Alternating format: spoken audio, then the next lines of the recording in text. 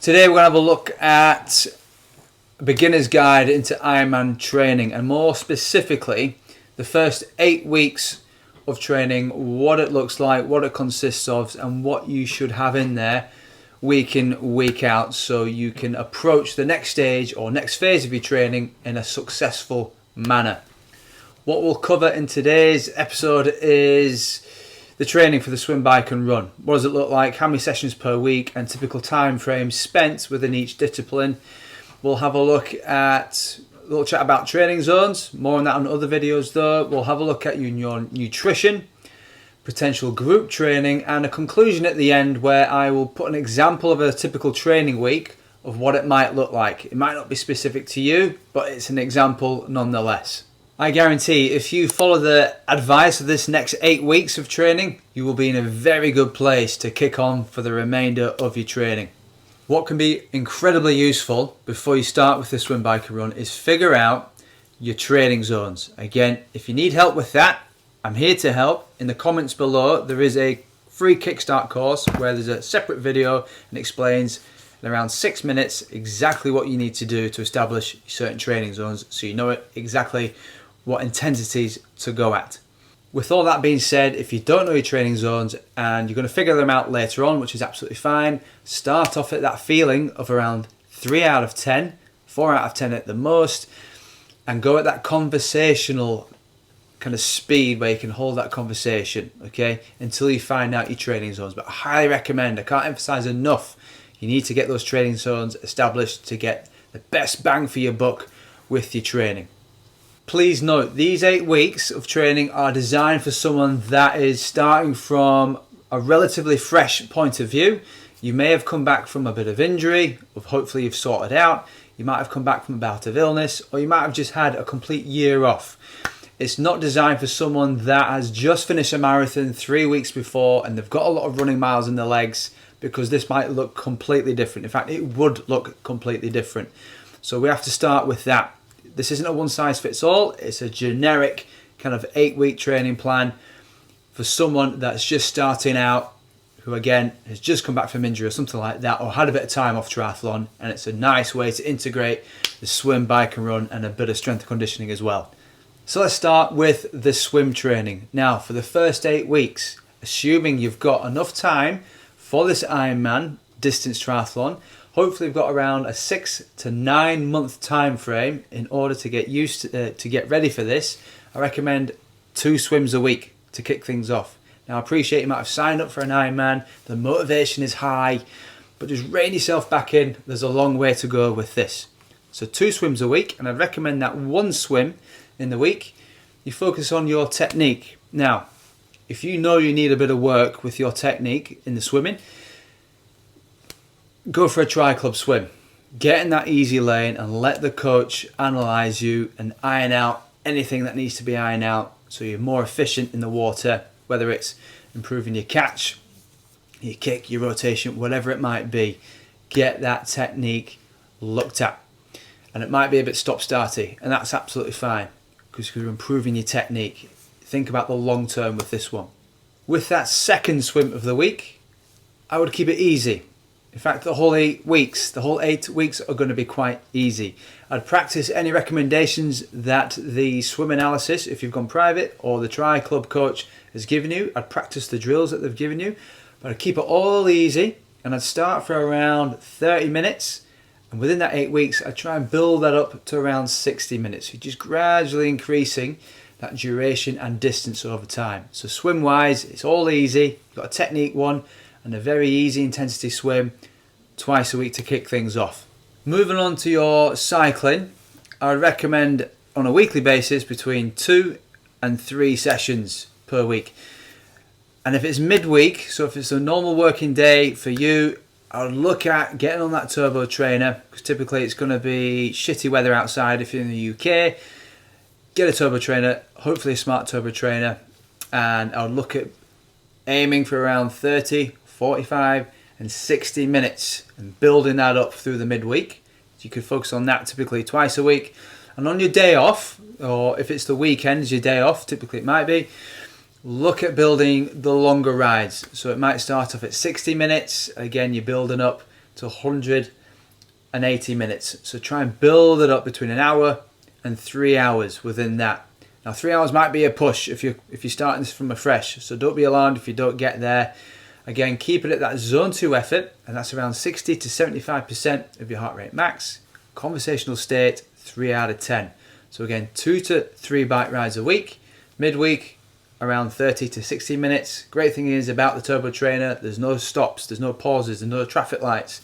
You can keep those legs ticking over, and with the day off, get outside in the open road and get a move on, and get a roadworthy bike. It might be your time trial bike, and it might be just, it doesn't have to be a time trial bike to do an Ironman, but get used to this bike, get a relationship with the bike within means, and get used to how it feels with that. Run wise, let's look at doing 2 runs a week for this first 8 weeks of your Ironman training as a beginner. Now, one of those 2 runs you could do immediately after a bike ride, and it doesn't have to be long. The legs are going to feel pretty funny, pretty heavy, like bricks, as the term comes from brick training. So bike followed by a run, and you can aim towards, it can be 10 minutes, 15 minutes and 20 minutes. And you can build that up, and don't have too long between the bike and the run. Have a drink, get comfortable, get your shoes on, and off you pop, get back and recover. For the other run of the week, that second one, you could start off at 30 minutes, nice and easy. You can build it up to 45. Once again, build it up to 60 minutes throughout that 8-week course of your journey there. So 2 runs a week with this. So as it stands, we've got 7 sessions. We've got 2 swims, potentially 3 bikes, and 2 runs. So 6 to 7 sessions there. I recommend an additional session comes on board, and it's what we call your strength and conditioning, your gym work. Now, if you don't have a Scooby-Doo and what to do with this, it's going to last around 30 to 45 minutes. What do you do, how do you do it, and when do you do it within your training week? Within the comments below, within that Kickstart course, I think it's email 3, so you'll get it like day 3. I talk you through exactly what you need to do within what we call the general preparation phase within your strength and conditioning for triathlon. It's the first stepping stone. There's another couple of stepping stones, but you can't miss this one. It's essential. It's like your base training for endurance training. This is your strength training for your strength conditioning for triathlon. And within that Kickstart course below, I've got separate videos of what to do and how to do it. I talk you through the exercises. Now, if you don't have access to a gym, that's no problem. There's a home-based session included within that. So we've got 8 sessions there throughout the week. Now at the end of this video, within the conclusion, I'll give you an example of what that training week might look like from Monday to Sunday. So we've got these sessions in place. So now what we need to do is track your training. Because if we don't track your training, we don't measure things, we're merely guessing. Because if we can measure it, we can manipulate it. Now typically with my clients, we use Training Peaks, which is easy for me to use if you understand the system. And some clients work on a 2-week build with 1 deload week, or some clients work on a 3-week build with a deload week. And it's something what we called modified linear periodization. So periodization as a whole. However, with that being said, I recommend for the first 2 weeks of this 8-week plan, you keep things the same. Don't need to progress straight away. Just get used to the training volume. Get used to whether this is actually achievable after week 1, or whether you actually need to mix and amend things, because I don't know about you, I'm not a full-time athlete. I've got a family, I've got commitments, and I've got work. So you have to juggle these things around. And my training week might look completely different to yours, and I'm sure it does.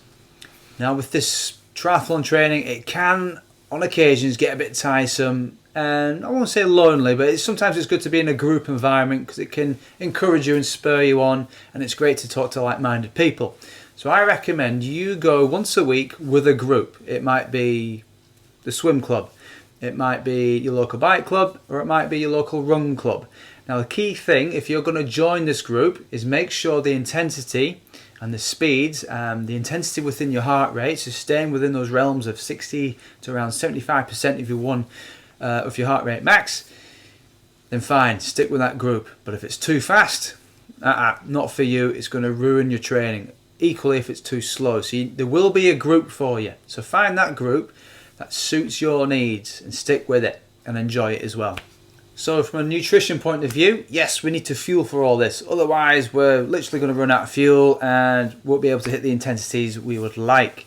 So from a macronutrient point of view, so your carbs, fats and proteins, I actually recommend the NHS guidelines within the UK. It's quite an athletic guideline, even though you're training for an Ironman and the average Joe Blogs isn't. It makes you wonder why, or might not make you wonder why, the majority of the UK population are either overweight or obese. It's because they're on an athletic diet.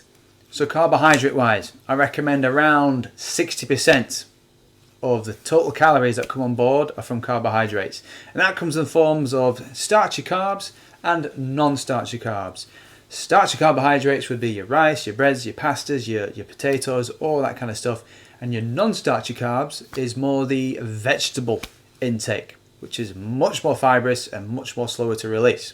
So protein wise, I recommend you go for around 15 to 20% of your diet consists of protein. So this might involve complete proteins and incomplete proteins. Complete proteins being your fish, your cheeses, your meats, all that kind of stuff. And your incomplete proteins might be an array of different foods. It might be a slice of bread. It might be a certain vegetable. Just because it's a vegetable, it doesn't mean it doesn't have protein in. It might not be dense in protein, but it still has it in. And this is how vegans and the vegetarians get their protein sources up. They go for plant-based sources. So we've got lentils, chickpeas, yada, yada, yada. There is other options there. But in terms of that, we need it for the growth and repair. And in terms of how much we need on a daily basis, know your weight in kilograms, your body weight, and times it by around 1.5 to 1.7 grams of protein per kilogram of your body weight. And that'll be roughly what you kind of need on a day-to-day basis. Now the key is with your protein, you need to drip feed yourself it throughout the day, almost like an intravenous drip. If you have it all in one go, all in one sitting, you're not going to digest it all. Well, you will digest it all, but you're not going to utilize all of it. And that's no good. Drip feed yourself throughout those meals, throughout the day with protein. So 20% with protein. Fat wise, you want to look at around 10, upper limit 20% of your intake. Now, typically where we consume protein, there's going to be fat alongside it. For example, one normal sized egg is around 6 grams of protein, and that will contain around 4 to 5 grams of fat. So where there's protein, there's typically fat. Now, if you, again, don't have much of an idea of what's coming in, I would recommend that you get some kind of dietary tracking app. MyFitnessPal is a popular one, for a few days and just track what your macronutrient breakdown is in terms of those percentages and see whether you just need to play around with that. So that's the macronutrient breakdown. Okay, so your fats, carbs and proteins. And within that, those foods, especially if you've got quite a high fiber intake, there's lots of different colors coming on board.